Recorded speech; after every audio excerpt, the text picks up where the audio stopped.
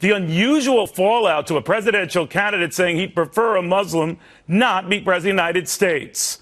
Not surprising you get reaction like this. We ask Mr. Ben Carson to withdraw from the presidential race because he's unfit to lead, because his views are in contradiction with the United States Constitution. All right, you heard from the Council of American Islamic Relations saying that Ben Carson, by saying that if he had his druthers, he'd prefer we not have a Muslim in the Oval Office. All sorts of hell to pay, and that group now saying it's time for Carson to step down and get out. Is that a little severe to Republican presidential candidate and constitutional scholar and legal expert, Texas Senator Ted Cruz? Senator, is that severe? Should he get out? Well, Neil, it's good to be with you. And I have to say, by the way, I was impressed to hear that you're launching your papal hedge fund. Yes, yes. I was startled by that. I was startled. By the way, who do you think was the best pope for the markets? You tell me. Benedict. Interesting. Benedict, almost 5%. Interesting. But I digress. Although I have to admit, I'm a fan of John Paul II. Yes. And winning the Cold War alongside Reagan and Margaret Thatcher, it's really tough to beat that. Stopping a mutual fund any day. I will grant you that. But what do you make of this? I mean, there's all sorts of... Ben Carson has not dialed any of this back. What do you think of that? A Muslim shouldn't be president of the United States. Well, listen, I like Ben Carson. I think Ben is fantastic. I think a lot of people are just using this as an opportunity to smack him with a stick. My view is straightforward. I mean, the Constitution says there shall be no religious test for holding public office, and I'm a constitutionalist. But I think this whole noise is obscuring the broader question. The broader question, and what I think Ben was trying to get at, is what have the consequences been in the last 6.5 years of the Obama presidency? Because we've seen a weak president who's withdrawn from the world, and that has set the stage for the rise of radical Islamic terrorism. And we have a president right now. President Obama is unwilling to utter the words radical Islamic terrorism. And that has a consequence. The consequence of not being willing to address that is that our policies are not directed towards defeating it.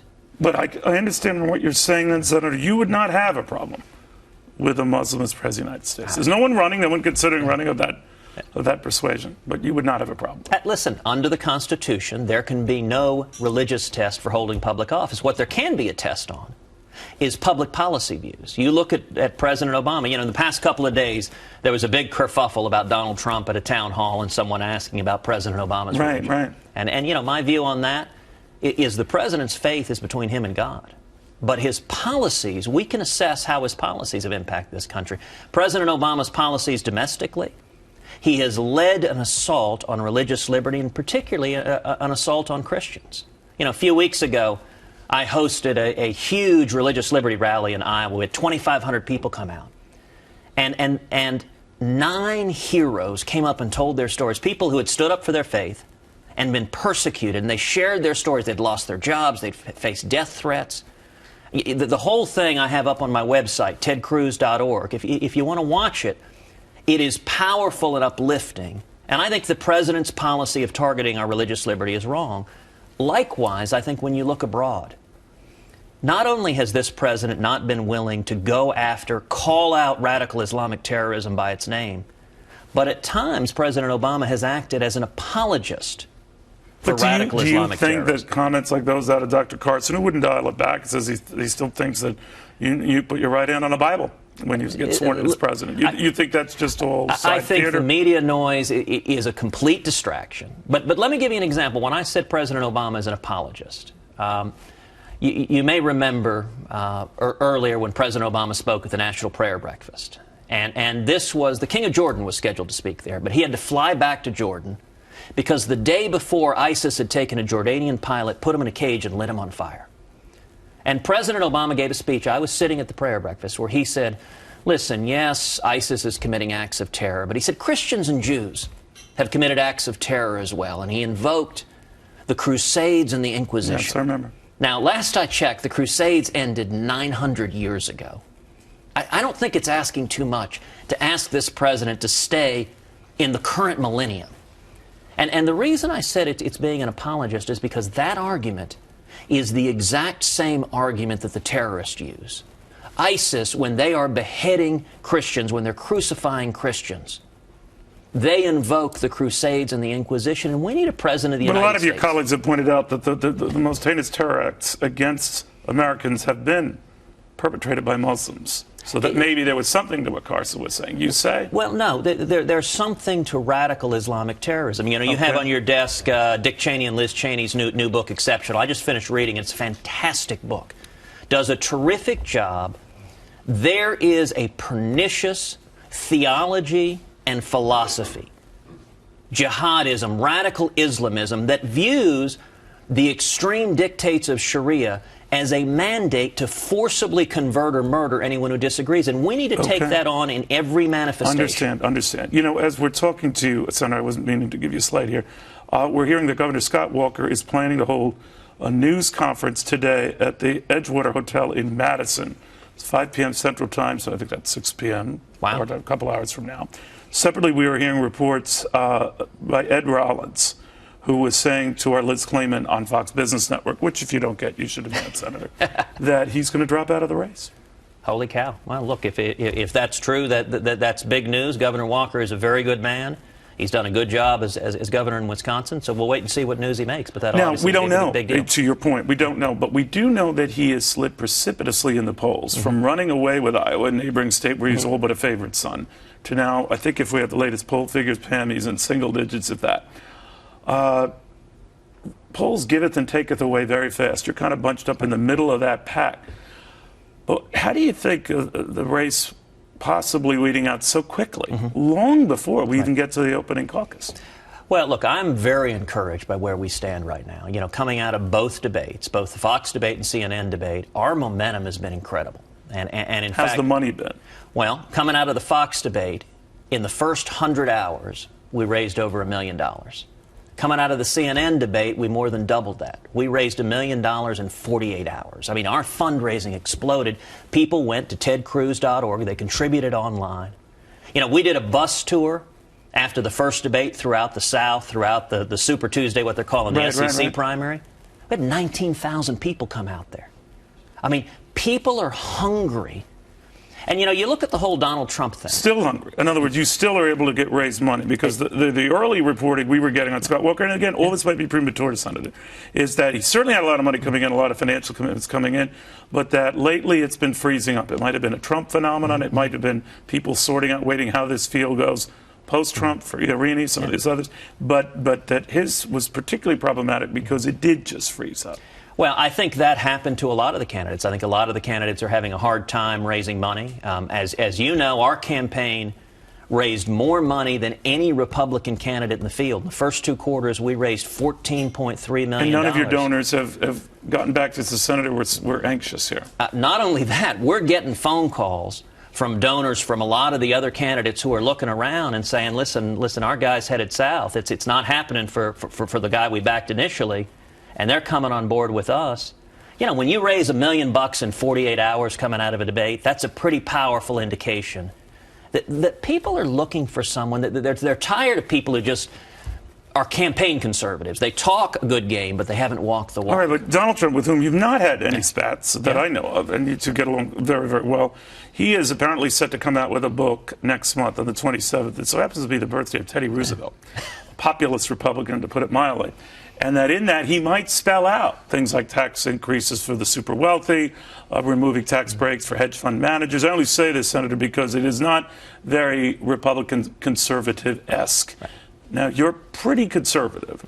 Does that jibe with Ted Cruz, someone who would advocate for a tax hike or to punish companies that ship jobs overseas?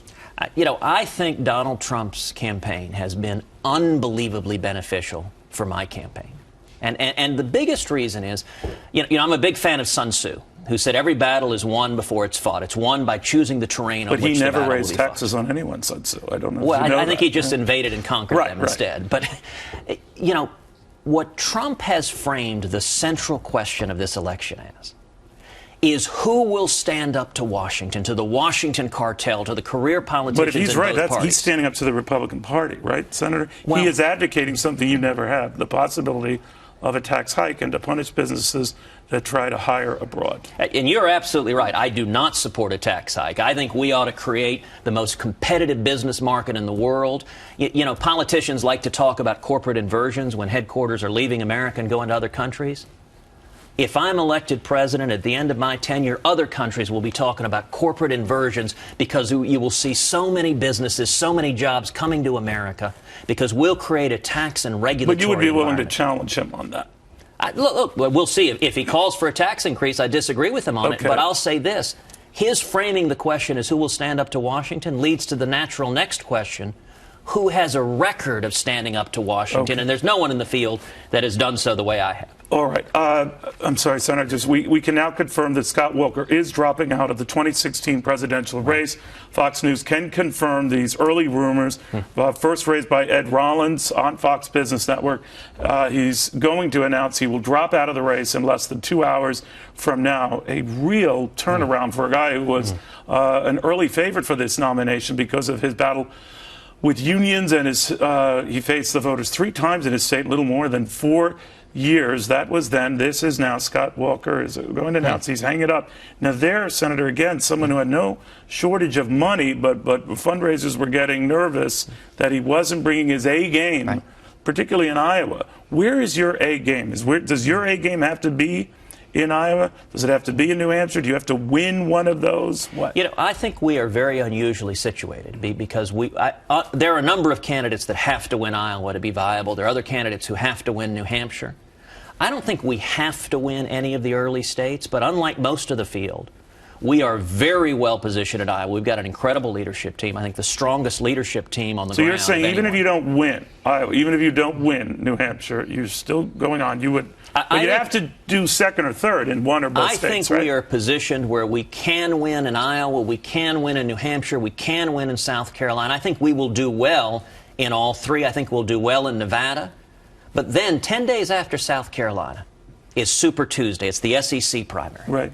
And these are all southern states. They're evangelical states. They're conservative states. And I think we're extraordinarily well positioned. So South Carolina could be a strong state for you?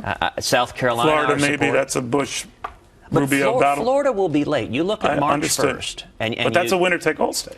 It is, but March 1st, you've got Georgia, you've got Alabama, you've got Tennessee, you've got Arkansas, you've got Oklahoma, But do you think, got Senator, Texas. you could get to Cleveland and we don't have a Republican nominee because there'll still be enough of you in the race, even with Rick Perry out, even conceivably today with Scott Walker out?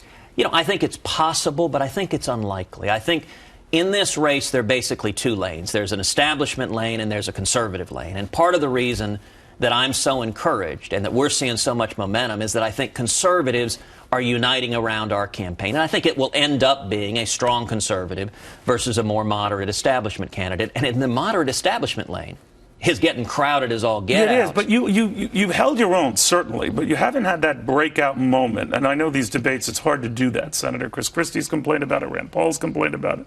I guess you've complained about it. Maybe you only get that if you have fewer entrants in the race, right? Well, look, the debates right now, both debates, they've been looking for a food fight. You know, most of the questions follow the format of, you know, so-and-so says you're a stinky head. Respond. Right.